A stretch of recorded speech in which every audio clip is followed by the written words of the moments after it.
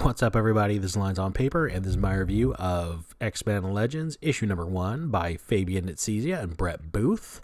So this book was an experience. This was Marvel putting out a comic, an X-Men comic, as if we were still in the X-Men era of the 1990s. So how did this go over? Well, before we get too far into that, let's talk about my comic book, Malevolent Rising, issue number 4, now funding at Indiegogo. Please check that out. Consider becoming a backer. I'd really appreciate it, but on with the review. So, X-Men Legends number 1. What do we make of this? So, you can tell by Cyclops and Havoc and basically the costumes that all the X characters are wearing here that this is a throwback story. I see leather jackets, I see patches, belts that are pointless. We are back in the 90s. So this is a story that's supposed to take place in the X-Men's past. So still in the continuity of what's going on with Jonathan Hickman, but I guess before the formation of the island and Krakoa and all that good stuff.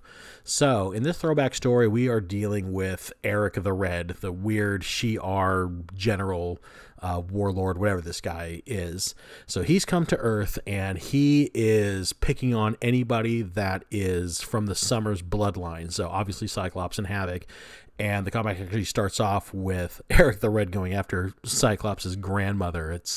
I don't know why we need to send an elite Shi'ar strike force to take out a couple of elderly people, but that's kind of where this story begins. And first of all, look at this artwork. So this is Brett Booth, and Brett Booth is, I know there are people out there that don't like his stuff. They consider his stuff over-rendered, but I have always liked this style. And personally, I think if you're going to do a comic book back in the 90s, or that takes place from the 90s, Brett Booth was an artist who got a start in the 90s working for Image Comics. He was under Jim Lee's studio, worked under him, learned from him. So, I mean, if you're going to recapture that 90s Jim Lee style X-Men, I can't really think of a better artist for them to have chosen. But anyway, so they went with Brett Booth. I think this artwork is fantastic. Mileage may vary on whether you like it, you think it's over-rendered, overdone. I know this isn't quite how a lot of modern artists draw their comics with all these, all these lines, all this hatching, but I think it's really cool.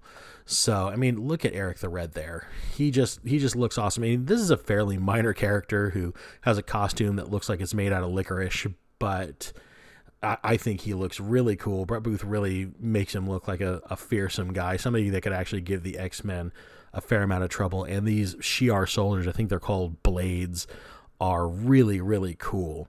So this fight sequence is the start of our book, and it's a full-on Shi'ar military assault on a nursing home. And as you see in the bottom corner, Philip Summers and Deborah Summers are his target. Those are Cyclops' grandparents, Corsair's father. So in this book, Fabian Nicieza decided he could bring back one of his old characters, Extreme, or Adam Extreme. And he is a character that Fabian Nicieza did create in the 90s, and he gets to continue his story. And just by looking at this character, this is the most 90s character who ever 90s'd. I mean, look at this fool. Backwards hat, soul patch, long hair, blades like everywhere, spikes, leather. I mean, this is 90s comics right here. So, I guess kudos to Marvel. If you're going to do a story that takes place in the 90s, bring back probably the 90est character you can bring back. I don't know. Adam Extreme, I didn't read a lot of comics with him in it. I guess he popped up a lot in the Captain Marvel books, and he was pretty prevalent in X-Force from what I remember him from the X-Force comics. So, but we're delving more into his story, and he's linking them to the Summers. And for those of you who aren't familiar with Adam Extreme's history, is he's supposed to be a human Shi'ar hybrid. So he's not really a mutant, but he's got, obviously enhanced strength and reflexes from the Shi'ar, and this kind of innate warrior sense that they have. And that was the story back then. In this book, they develop it more. They give him a little bit more of an explanation as to why he has powers and what they are. And I don't want to give that away because I don't want to spoil, the payoff in this book if you want to check it out. So, X-Men Legends, was this a great comic? No, it wasn't a great comic. It was a good comic. For what it was, for a just trip back to the 90s for a new story, I thought it was good. I thought the artwork definitely sold the mood. And Fabian Nicieza, he also wrote the X-Men books back in the mid and late 80s or 90s. And so that was a great choice. I love that they went that direction with it. But as I'm reading this comic, the question that I had to ask myself, and I'm sure that anybody who was interested in this book or saw this book on the stands asked themselves, is which X-Men would we prefer to read on a monthly basis? These guys or these guys?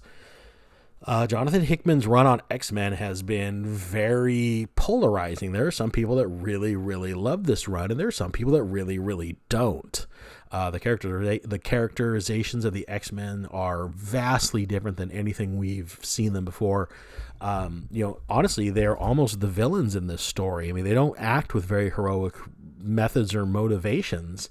It almost seems like, in this shot we see from House of X #1, Charles is walking up in front, but really they operate under more of Magneto's mindset of mutant segregation and ultimately mutant dominance. They don't try to replace humanity, but they've definitely taken up the idea that, they are going to inherit this Earth. They're the superior. So they've separated themselves, and it's almost like they're just waiting.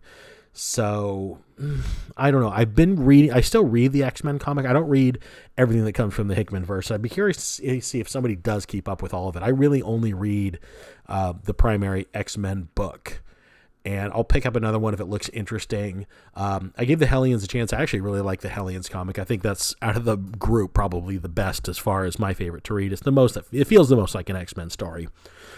But X-Men #1 or Legends #1, I miss these guys. I miss these stories. I missed, when mutants were having this secret war. They were almost a secret society underneath regular society, and they had their conflicts and their politics and everything else. They had such a vast lore. That lore just seems to have been swept aside in favor of this new world building that Jonathan Hickman's doing. And while it's a very interesting story, it reminds me of when Grant Morrison was writing the X-Men. And I loved those X-Men books, but it never felt to me like the X-Men. And that's what this run, to me, feels like. It feels like it's a good story, but it's not an X-Men story. And I miss my X-Men. I miss these guys. So if you're like me and you are nostalgic for the X-Men, then pick up this book. It'll kind of scratch that itch a little bit for you. If you maybe didn't collect the X-Men in the 90s and want to know what all the hype is about, those issues are really popular and really hot right now. Check this out. This is a neat kind of story that's supposed to have been kind of fallen through the cracks of the X-Men's lore, the X-Men history, and we're re-exploring a hidden gem from their past, and I enjoyed it for what it was. It wasn't earth-shattering. It wasn't a must go out and pick up, but I'd recommend it to an X-Men fan. Especially, I'd recommend it to somebody like me who was a kid in the 90s, and this was the X-Men that you knew. This was the ones that you started if you watched the cartoon, if you got the comic books back then. These are the X-Men you knew. So, X-Men Legends #1. Good for an X-Men fan. Not earth-shattering if you're not. And once again, my comic book, Malevolent Rising, issue #4, currently funding on Indiegogo. Please check that out, and I will talk to you soon.